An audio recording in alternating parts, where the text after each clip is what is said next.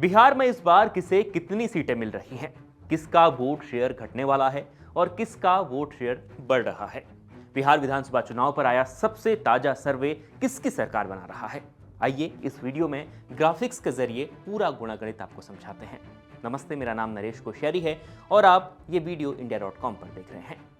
तो बिहार चुनाव को लेकर जेबीसी पोल का एक नया सर्वे सामने आया, जिसके मुताबिक नीतीश कुमार की पार्टी के लिए बेहद अच्छी खबर है, लेकिन पीके खेल खराब कर रहे हैं। सर्वे के अनुसार क्या कहा गया है, सर्वे में पूरी बात क्या बताई गई है, आपको एक एक करके ग्राफिक्स से समझा रहा हूं।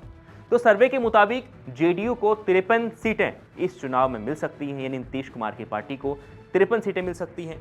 2020 के चुनावों से 10 सीटें ज्यादा होंगी। मुख्यमंत्री के रूप में भी पहली पसंद बिहार की इस वक्त नीतीश कुमार बने हुए हैं। ये जो जेबीसी पोल का सर्वे है ये बता रहा है। इसके अलावा बिहार चुनाव पर जो पिछला सर्वे इसी जेबीसी पोल का जारी हुआ था, उसमें नीतीश कुमार की पार्टी को बहुत नुकसान दिखाया गया था।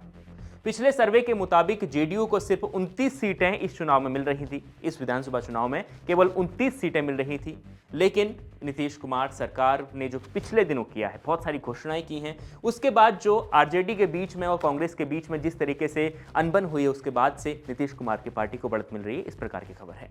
अब बीजेपी, आरजेडी और कांग्रेस को कितनी सीटें मिल रही हैं वो भी जानिए, क्योंकि ये तीनों बेहद महत्वपूर्ण हैं। नीतीश कुमार की पार्टी तो पिछले कई वर्षों से सत्ता का लाभ ले ही रही है, लेकिन ये तीन कितने जरूरी हैं ये आप समझिए।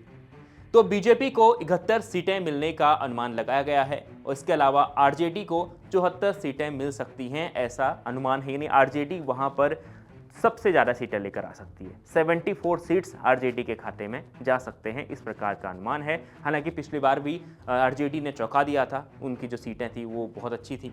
लेकिन वोट शेयर एनडीए और महागठबंधन का लगभग बराबर नजर आ रहा है इस सर्वे के मुताबिक। अब किसका कितना है ये समझिए। तो एनडीए को 41 से लेकर 45% तक वोट मिल सकते हैं इस विधानसभा चुनाव में, और महागठबंधन को 37 से लेकर 40% तक वोट मिल सकते हैं। यानी ज्यादा अंतर नहीं है, चुनाव आते आते ये अंतर बराबर भी हो सकता है। और जन सुराज यानी प्रशांत किशोर की पार्टी को 10 से 11% का वोट मिल सकता है, उनका वोट शेयर हो सकता है, इतना ये अनुमान लगाया गया है। अब ये जो पीके का वोट शेयर है, ये किसी को भी जिता सकता है, किसी को भी हरा सकता है। अब गठबंधन की बात करते हैं। एनडीए वर्सेस इंडिया, किसे कितनी सीटें मिल रही हैं, कौन बिहार में सरकार बना रहा है। तो जेबीसी का पोल क्या कह रहा है ये जानिए। तो जेबीसी के पोल के मुताबिक बिहार में एनडीए गठबंधन जो है, यानी भारतीय जनता पार्टी के साथ नीतीश कुमार और उनके जो साथी चिराग पासवान की पार्टी जो है, ये 131 सीटों से लेकर 150 सीटें तक जीत सकती है, यानी ये सरकार बना सकते हैं। इसके अलावा इंडिया गठबंधन वो 81 से लेकर 103 सीटें ला सकते हैं। जनसुराज को 4 से 6 सीट मिल सकती है और ओवैसी की पार्टी एएमएम और बीएसपी को 5 से 6 सीटें मिल सकती है, ऐसा अनुमान लगाया गया है।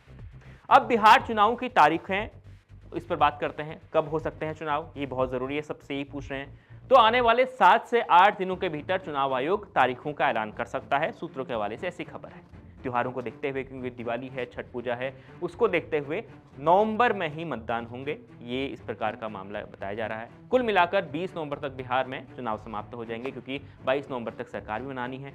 तो ये मानकर चलिए कि नवंबर का जो मिड नवंबर है, 15 से 20 तक या 10 से 20 का बीच है, इसी में चुनाव और रिजल्ट दोनों इस बीच आ सकते हैं। हालांकि इस हफ्ते तक लगभग अनाउंसमेंट हो जाएगा, उसके बाद वो डिटेल में भी हम आपको तारीखें बताएंगे। तो आपको इस पूरे सर्वे पर आपकी क्या राय है, कमेंट का जरूर बताएं। और आपको क्या लगता है, क्या जो जिस प्रकार से सर्वे बताया गया है कि इस बार भी बिहार में एनडीए की सरकार होगी, नीतीश कुमार और बीजेपी का जो गठबंधन है, साथ में चिराग पासवान है और अन्य कई पार्टियां हैं, उनकी सरकार बनती हुई दिखाई दी है। तो आपका क्या मत है, क्या आप मानते हैं कि इनकी बन सकती है या फिर इस बार कुछ बड़ा उलटफेर होगा? कमेंट कर जरूर बताएं। और बिहार के आप किस हिस्से से हैं और आप किस सीट के बारे में एनालिसिस जानना चाहते हैं वो भी जरूर बताएं, और देखते रहें इंडिया।